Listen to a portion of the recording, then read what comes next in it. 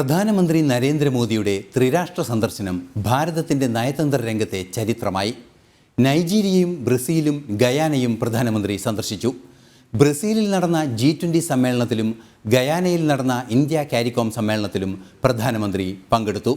31 രാഷ്ട്രത്തലവന്മാരുമായാണ് പ്രധാനമന്ത്രി നരേന്ദ്രമോദി ഉഭയകക്ഷി ചർച്ചകൾ നടത്തിയത്. ത്രിരാഷ്ട്ര സന്ദർശനം അക്ഷരാർത്ഥത്തിൽ ഗ്ലോബൽ സൗത്ത് രാജ്യങ്ങളുടെ നേതൃസ്ഥാനത്തേക്ക് പ്രധാനമന്ത്രിയെ കൈപിടിച്ച് ഉയർത്തുകയായിരുന്നു.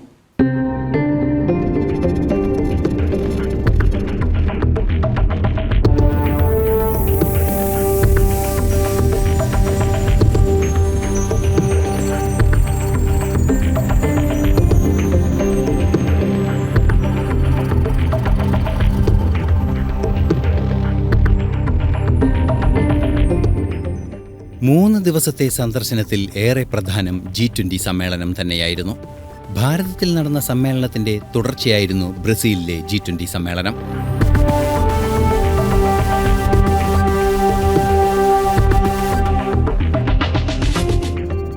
ഭാരതം മുന്നോട്ട് വെച്ച ഒരു ഭൂമി ഒരു കുടുംബം ഒരു ഭാവി എന്ന ആശയത്തെ ഇത്തവണത്തെ G20യും പിൻപറ്റുന്നതിൽ ഏറെ സന്തോഷമുണ്ടെന്നും പ്രധാനമന്ത്രി പറഞ്ഞു.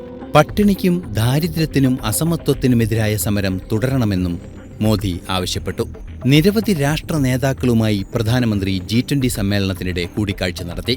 ബ്രിട്ടീഷ് പ്രധാനമന്ത്രി കെയർ സ്റ്റാമർ, ഇറ്റാലിയൻ പ്രധാനമന്ത്രി Giorgia Meloni, French president Emmanuel Macron എന്നിവരുമായാണ് അദ്ദേഹം കൂടിക്കാഴ്ച നടത്തിയത്.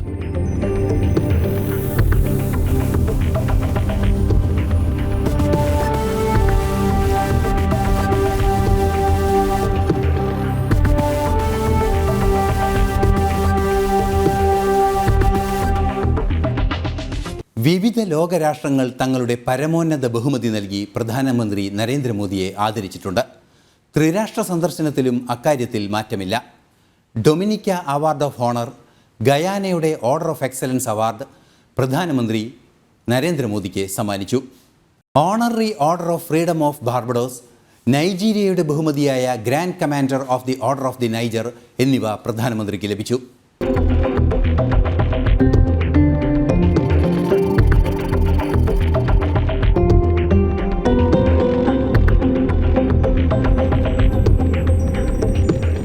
സന്ദർശനത്തിന്റെ ആദ്യപാദത്തിൽ നൈജീരിയയിലാണ് പ്രധാനമന്ത്രി നരേന്ദ്രമോദി എത്തിയത്. നൈജീരിയയുടെ the grand commander of the order of the Niger award നൽകിയാണ് പ്രധാനമന്ത്രിയെ ആദരിച്ചത്. G20യിൽ ആഫ്രിക്കൻ യൂണിയനെ ഉൾച്ചേർത്തതും നൈജീരിയയെ ബ്രിക്സിൽ ഉൾപ്പെടുത്തിയതും പ്രധാനമന്ത്രി ചർച്ചാവേളയിൽ എടുത്തു പറഞ്ഞു. ഗ്ലോബൽ സൗത്തിനെ ചേർത്ത് പിടിക്കുന്ന നീക്കം നടത്താൻ സാധിച്ചതിൽ അഭിമാനമുണ്ടെന്നും പ്രധാനമന്ത്രി പറഞ്ഞു.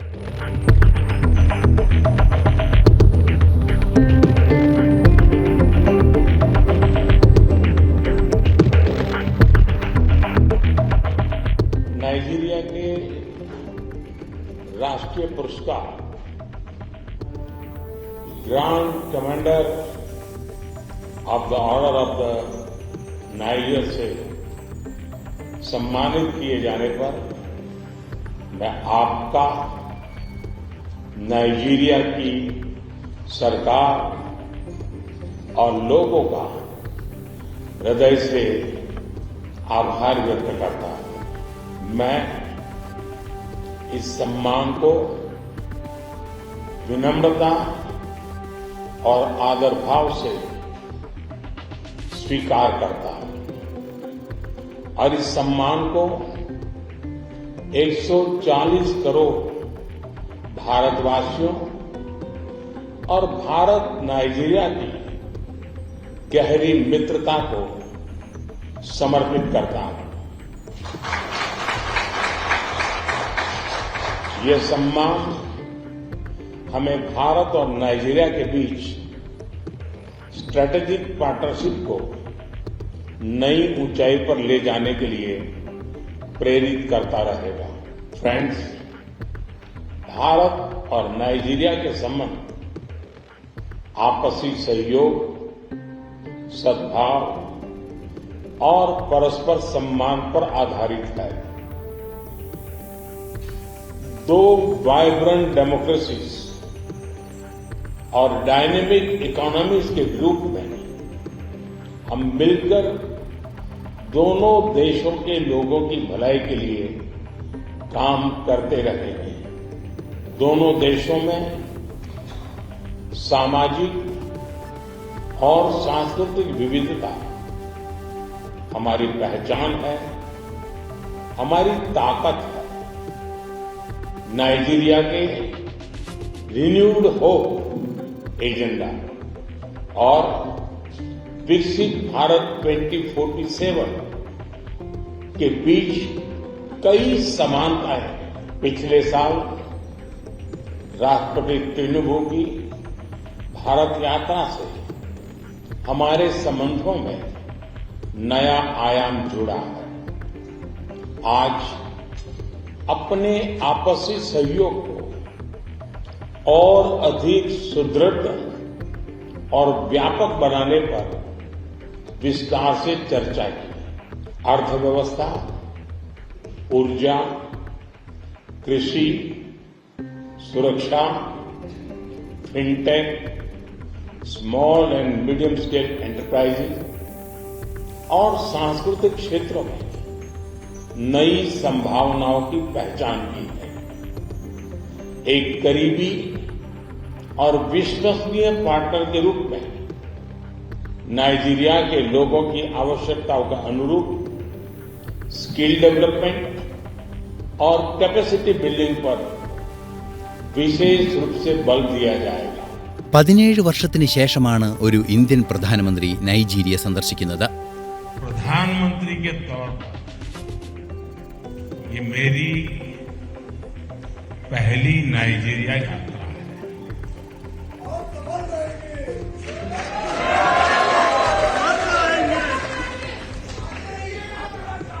लेकिन मैं अकेला नहीं आया। मैं अपने साथ भारत की मिट्टी की महक लेकर के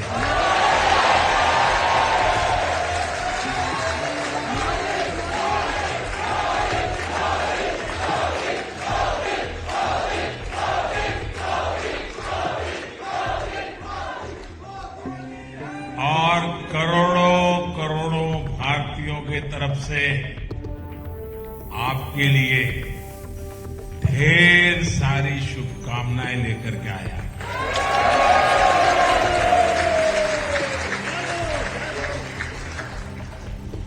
भारत की प्रगति से आप खुश होते हैं और यहां आपकी प्रगति पर हर भारतवासी का सीना चौड़ा हो जाता है।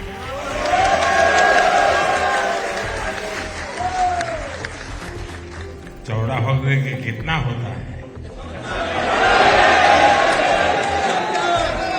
कितना?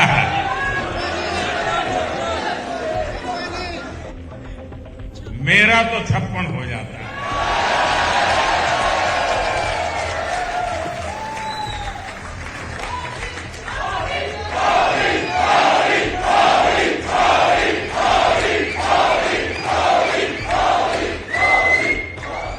साथियों, मैं आज अभी प्रेसिडेंट तिनुबू का और नाइजीरिया की जनता का भी विशेष आभार व्यक्त करना चाहूंगा। जिस प्रकार का यहां स्वागत हुआ है वो अद्भुत है। और कुछ ही समय पहले प्रेसिडेंट तिनुबू ने मुझे नाइजीरिया के नेशनल अवार्ड से सम्मानित किया।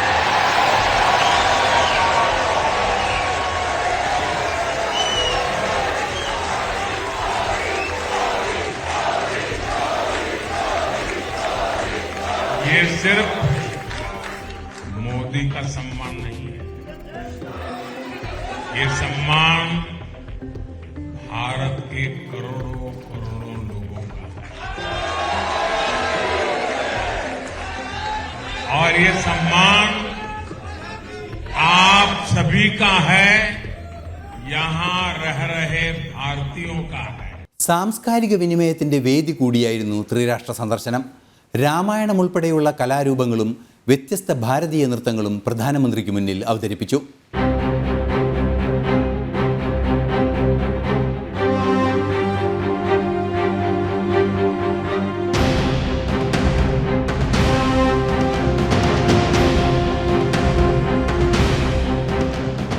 നൈജീരിയൻ സന്ദർശനത്തിന് ശേഷമായിരുന്നു G20 സമ്മേളനം. G20 സമ്മേളനത്തിനായി ബ്രസീലിലെത്തിയ പ്രധാനമന്ത്രിക്ക് വൻ വരവേൽപ്പാണ് ലഭിച്ചത്. വിശ്വവിദ്യാ ഗുരുകുലത്തിലെ ബ്രസീലിയൻ വിദ്യാർത്ഥികൾ അതിമനോഹരമായി പ്രധാനമന്ത്രിക്ക് മുന്നിൽ രാമായണം ആവിഷ്കരിച്ചു.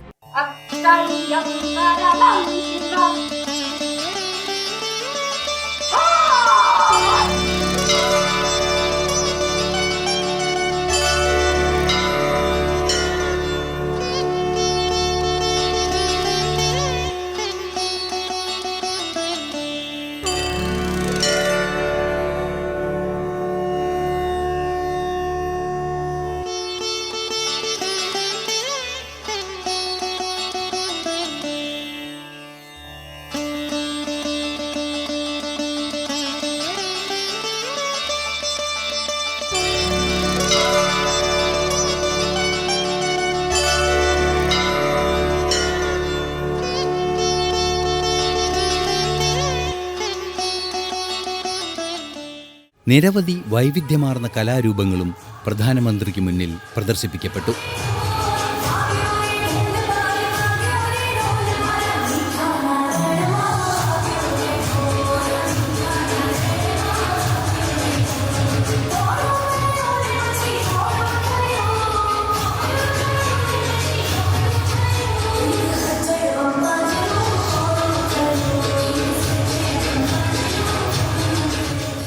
ഇന്ത്യ ചൈന അതിർത്തിയിലെ സേനാ പിന്മാറ്റം കാര്യക്ഷമമായി നിലനിർത്തുന്നതിനുള്ള വിശാലമായ ചർച്ചകളും വിദേശകാര്യമന്ത്രി S. ജയശങ്കറും ചൈനീസ് വിദേശകാര്യമന്ത്രി വാങ് യിയുമായുള്ള കൂടിക്കാഴ്ചയിൽ നടന്നു. G20 സമ്മേളനത്തിന് അനുബന്ധമായായിരുന്നു കൂടിക്കാഴ്ച. കൂടിക്കാഴ്ചയ്ക്ക് ശേഷം കൃത്യമായ നിലപാടുകൾ ഉണ്ടായതായി വിദേശകാര്യ മന്ത്രാലയം അറിയിച്ചു. സേനാ പിന്മാറ്റം സംബന്ധിച്ച് വാർഷിക അവലോകന യോഗങ്ങൾ നടത്താനുൾപ്പെടെയുള്ള തീരുമാനമുണ്ടായത് ഈ കൂടിക്കാഴ്ചയിലാണ്. കൈലാഷ് മാനസ സരോവർ യാത്ര സംബന്ധിച്ച വിഷയങ്ങളും സമിതി അവലോകനം ചെയ്യും. Foreign ministers met to exchange views. They reviewed the progress in the recent disengagement in the India-China border areas and also discussed the next steps that are to be taken in the bilateral relationship. We've issued a press release also on the meeting, and some of those next steps are outlined in that. The two sides are discussing the possible scheduling of an early meeting between the special representatives of the two sides, and there are meetings at the regular institutional level at the foreign secretary and the vice minister level that are also being discussed. There will be a number of issues of interest that will come up in these meetings. You referred to the Kailash Mansarovar Yatra. In fact, the External Affairs Minister did flag this as one of the issues to discuss. But when the institutional mechanisms start meeting, I'm sure a number of these issues will be taken up in those meetings.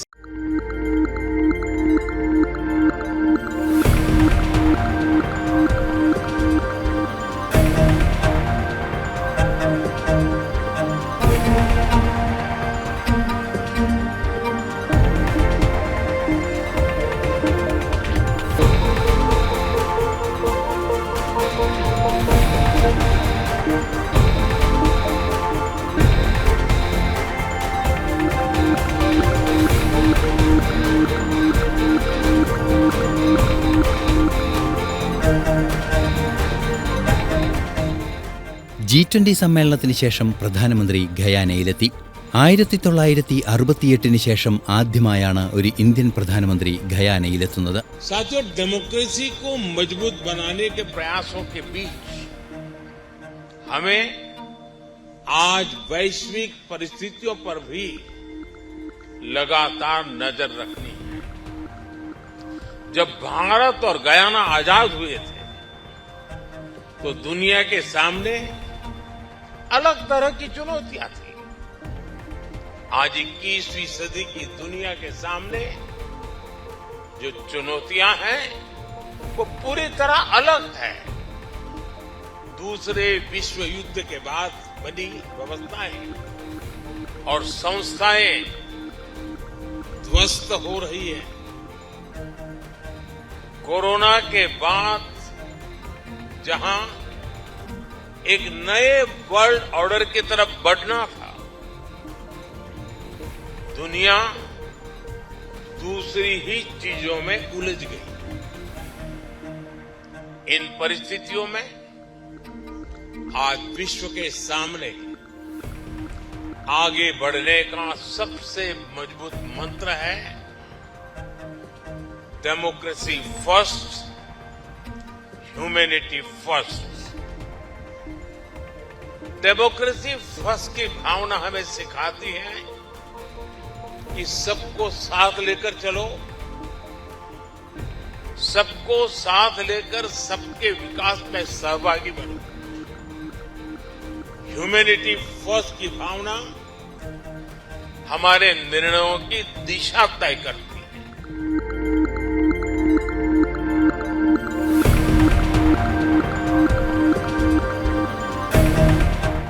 ഡൊമിനിക്കയുടെ പരമോന്നത ബഹുമതിയായ award of owner പ്രധാനമന്ത്രിക്ക് സമ്മാനിച്ചു.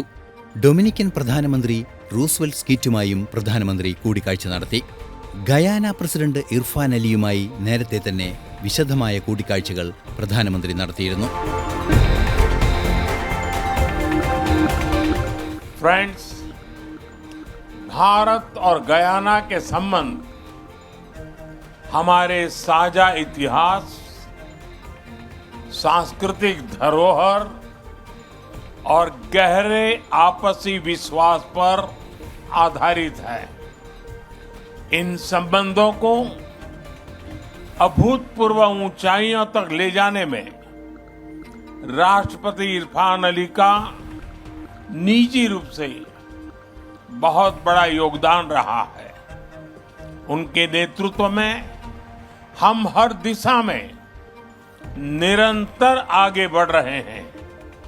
आज की चर्चाओं में भी मैंने भारत के लोगों के प्रति उनके स्नेह और आदर को महसूस किया। भारत भी गयाना के साथ हर क्षेत्र में कंधे से कंधा मिलाकर चलने के लिए तैयार है।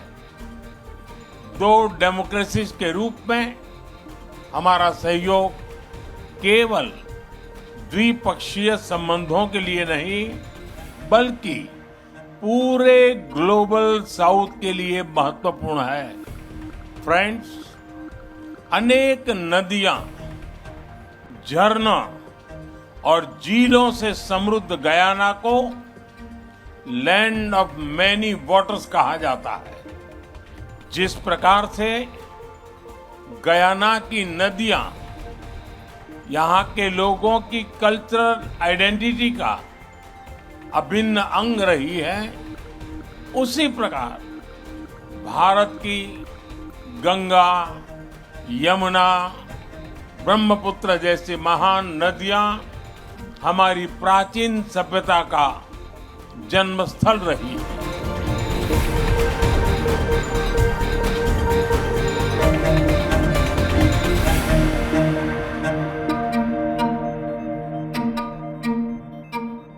ബാർബഡോസ് പ്രധാനമന്ത്രി മിയ മൊട്ടേലി, ലൂസിയാന പ്രധാനമന്ത്രി ഫിലിപ്പ് ജെ പിയേറി, ബഹാമാസ് പ്രധാനമന്ത്രി ഫിലിപ്പ് എഡ്വേർഡ് ഡേവിസ് എന്നിവരുമായും ഉഭയകക്ഷി ചർച്ചകൾക്ക് പ്രധാനമന്ത്രി നേതൃത്വം നൽകി. ട്രിനിഡാഡ് ടൊബാഗോ പ്രധാനമന്ത്രി കേത്ത് റൌളിയുമായും അദ്ദേഹം കൂടിക്കാഴ്ച നടത്തി. നിരവധി തന്ത്രപ്രധാനമായ കരാറുകളാണ് കൂടിക്കാഴ്ചകളിലെല്ലാം തന്നെ ഒപ്പുവയ്ക്കപ്പെട്ടത്. തുടർന്ന് ഇന്ത്യ കാരിക്കോം സമ്മേളനത്തിലും പ്രധാനമന്ത്രി പങ്കെടുത്തു. एक्सेलेंसीज,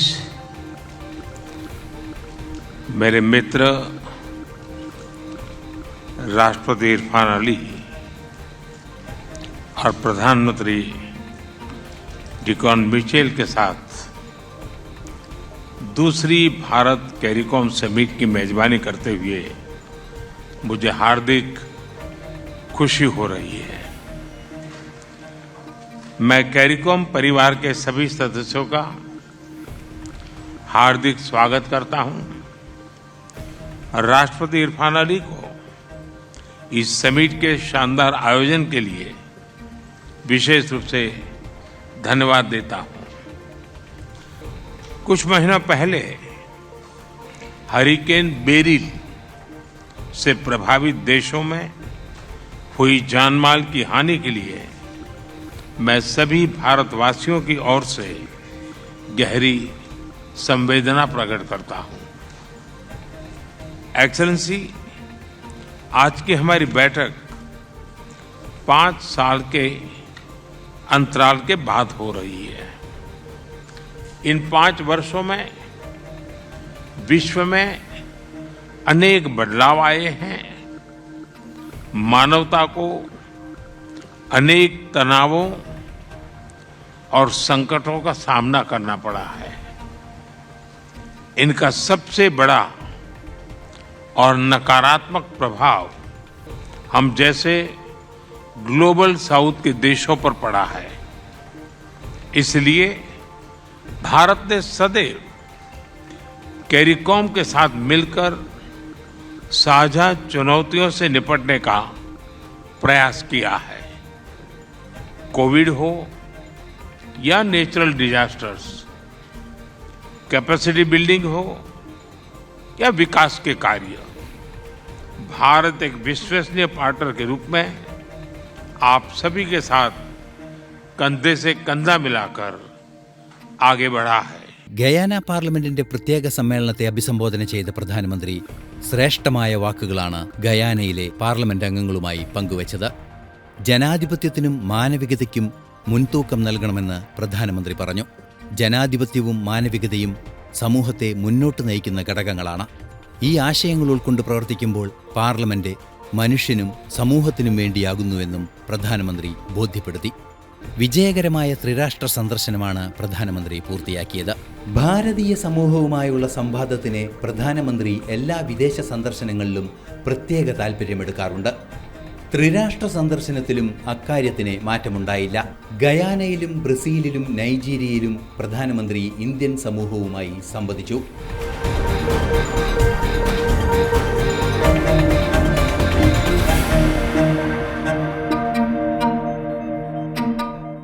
ഗ്ലോബൽ സൗത്തിന്റെ നേതൃസ്ഥാനത്തേക്ക് കഴിഞ്ഞ G20 സമ്മേളനത്തോടെ പ്രധാനമന്ത്രി നരേന്ദ്രമോദി ഭാരതത്തെ ഉയർത്തി.